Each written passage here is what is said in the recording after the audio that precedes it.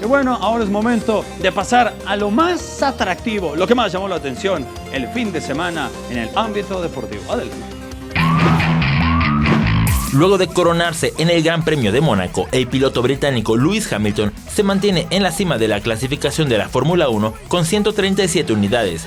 Su compañero de equipo Valtteri Bottas se mantiene en segundo sitio con 120 puntos y Sebastián Vettel de Ferrari en tercer lugar con 82. Comenzó la venta de boletos para los Juegos Panamericanos de Lima 2019. La justa veraniega se realizará en tierras peruanas del 26 de julio al 11 de agosto. Después de 3 años en la división de ascenso, los villanos del Aston Villa regresaron a la Premier League de Inglaterra tras ganarle 2-1 en Wembley al Derby County de Frank Lampard. Birmingham, segunda ciudad más poblada de Inglaterra, volverá a tener fútbol de primera división. Aston Villa acompañará al Norwich City y al Sheffield United en el máximo circuito.